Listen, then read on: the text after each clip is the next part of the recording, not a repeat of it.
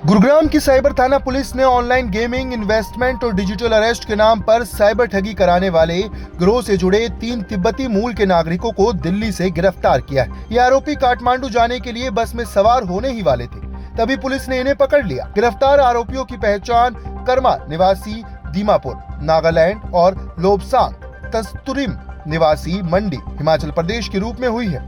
पूछताछ के बाद इनके एक अन्य साथी नगावांग गयासे निवासी धर्मशाला, जिला कांगड़ा को भी गिरफ्तार किया गया।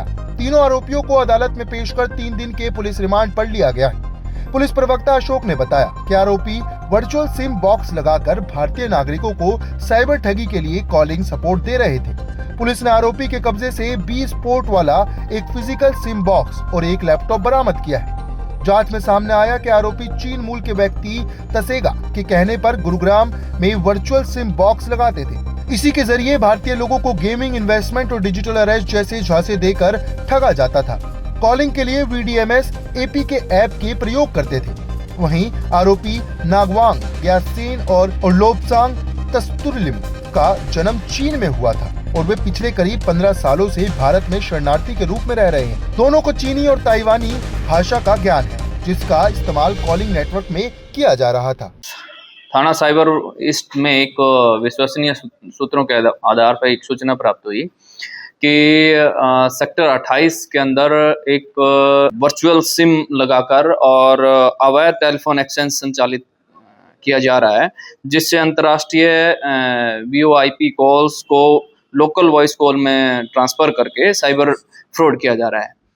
इस सूचना पर और तकनीकी विश्लेषण और इन्वेस्टिगेशन के आधार पर साइबर ईस्ट पूर्व की टीम, एक पुलिस टीम ने उस दिए गए स्थान पर रेड की, जो कि सेक्टर 28 में संचालित किया जा रहा था। साइबर अपराध पूर्व की टीम ने तकनीकी विश्लेषण के आधार पर और दी गई सूचना के आधार पर सेक्टर 28 में रेड की। दौराने रेड ये जहां पर एक चौथी बिल्डिंग के किराए के मकान में 3 फोन ऑटोमेटिक चलते हुए पाए गए, जिनके अंदर कॉल ऑटोमेटिक मिल रही थी और वो ऑटोमेटिक ही कट रही थी, अपने आप ही उस दूसरे नंबर पे कॉल ट्रांसफर हो रही थी। इस मोबाइल फोन के अंदर BDMS APK फाइल दिखाई दे रही थी। वहां पर मौजूद एक महिला मिली, जिसका नाम पूछा, पहचान की गई और उस महिला की पहचान जो है वो कुन पनमाई के रूप में हुई है, जो कि ये व्यक्ति वर्चुअल सिम बॉक्स लगाकर अवैध टेलीफोन एक्सचेंज के द्वारा साइबर फ्रॉड का कार्य कर रहे थे। उसके बाद में उस महिला को अरेस्ट किया गया। महिला को अरेस्ट करने के बाद में उससे आगामी पूछताछ की गई, जिसके बाद में 14/2 को मजनू कटेला दिल्ली से 2 आरोपियों को अरेस्ट किया गया। इन आरोपियों की पहचान कर्मा, जो कि नागालैंड का रहने वाला है, लोबसांग तस्तुरिम, जो कि हिमाचल प्रदेश का रहने वाला है, के रूप में हुई है। इन आरोपियों का 3 दिन का पुलिस रिमांड लिया गया और उनके फिर एक अन्य साथी को दिनांक 16/2 को अरेस्ट किया गया, जिसकी पहचान जो है नगावांग ग्यासेन के रूप में हुई है, जो कि हिमाचल प्रदेश का रहने वाला है। ये आरोपी भारत से भागने की तलाश में थे और आरोपियों की पूछताछ से ये सामने आया है कि इनके चाइना मूल के किसी व्यक्ति से संपर्क थे, जिसके संपर्क के बाद में इन्होंने वर्चुअल सिम गुड़गांव मंगवाए थे। और ये जो आरोपी हैं, जिनकी पहचान नवागाम ग्यासेन और लोबसांग तस्तुरिम की रूप में हुई है, जो कि चीन में जन्मे हैं और काफ़ी दिनों से भारत के अंदर रह रहे हैं, शरणार्थी के तौर पर रह रहे हैं।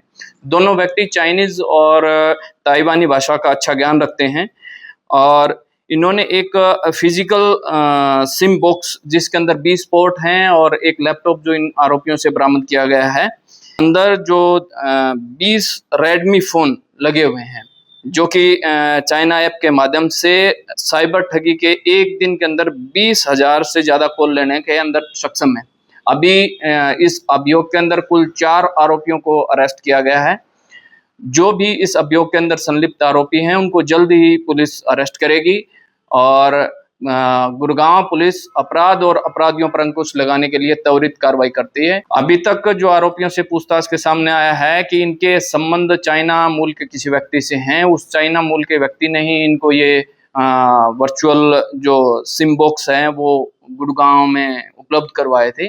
इस जो वर्चुअल सिम बॉक्स हैं जो बरामद किया गया है उसके अंदर 20 रेडमी फ़ोन लगे हुए मिले और इन फ़ोनों के अंदर एक दिन के अंदर 20,000 कॉल करने में ये सक्षम है।